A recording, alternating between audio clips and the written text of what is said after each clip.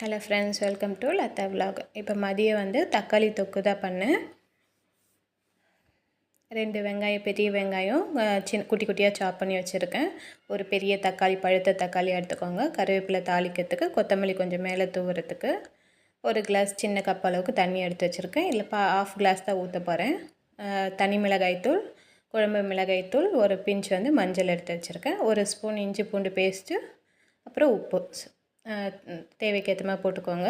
அப்புறம் ஆயில், அவ்வளோதான். இதுதான் தேவையான பொருட்கள். ரொம்ப சிம்பிளாக தான் இருக்கும். தாளிப்பு ரெடி பண்ணிவிட்டேன். இப்போ வந்து வெங்காயம் ஆட் பண்ணிக்கலாம். தாளிப்பு பொரிஞ்சதும் வெங்காயத்தை போட்டுக்கிறேன்.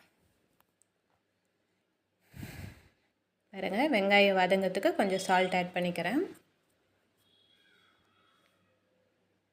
வெங்காயம் ஒரு கண்ணாடி பதம் வந்ததுமே இஞ்சி பூண்டு பேஸ்ட்டு போட்டுக்கலாம். ஏன்னா வெங்காயம் இதுக்கு வந்து நல்லா வதங்கணும். ஒரு ப்ரௌனிஷ் கலர் வந்ததுக்கப்புறம் தான் தக்காளி ஆட் பண்ண போகிறோம். ஏன்னா அப்போ தான் தொக்கு பதத்துக்கு வரும். வெங்காயம் வதங்கலைனாக்கா அப்போ வந்து வேகாது, ஒரு தண்ணி பதத்தில் வந்துடும். பாருங்க, தக்காளியும் ஆட் பண்ணிக்கிறேன். இப்போ ரெண்டுமே வந்து நல்லா குழைய வேக வச்சுக்கலாம். தக்காளி வந்து மேக்ஸிமம் பழுத்த தக்காளியாகவே எடுத்துக்கோங்க. எனக்கு கொஞ்சம் காயாக தான் இருந்தது இது. நல்ல பழுத்த தக்காளினா அதில் கொஞ்சம் ஜூஸ் வரும். ஸோ அந்த இதில் வந்து ஜூஸிலே வந்து நல்லா தக்காளி தொக்கு மாதிரி நல்லாவே வரும். ஸோ அதனால் எப்போவுமே தக்காளி தொக்குக்கு மட்டும் பழுத்த தக்காளியாக எடுத்துக்கோங்க.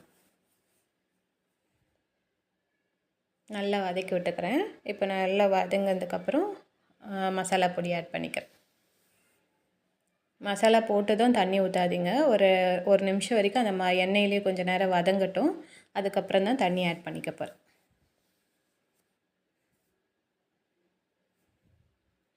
இப்போது இந்த கிளாஸில் வந்து ஒரு 1/4 கிளாஸ் அளவுக்கு ஃபஸ்ட்டு ஊற்றிக்கிறேன். பார்த்துட்டு வேணால் தண்ணி சேர்த்துக்கலாம். ஏன்னா நிறைய தண்ணி ஊற்ற வேண்டாம். ஏன்னா தொக்கு பதத்தில் தான் செய்ய போகிறோம். இல்லைனா கிரேவி மாதிரி ஆகிடும். பாருங்க, கொஞ்சம் தண்ணி ஊற்றந்துமே நல்லா ஒரு அளவுக்கு வதங்கி வந்திருக்கு. இப்போ நல்லாவே வெந்துச்சு பாருங்கள். ஒரு 1/4 கிளாஸ் தண்ணி அளவே எனக்கு போதும். அந்த அளவுக்கு தான் இருந்தது. ஸோ நல்ல ஒரு தொக்காய் ரெடி ஆகிடுச்சு பாருங்கள். இது இன்னும் கொஞ்சம் சூட்டில் வச்சிங்கன்னா இன்னும் கெட்டி ஆகிடும். இந்த பதமே எனக்கு போதும். அதனால் நான் இது வரைக்கும் எடுத்துக்கிறேன்.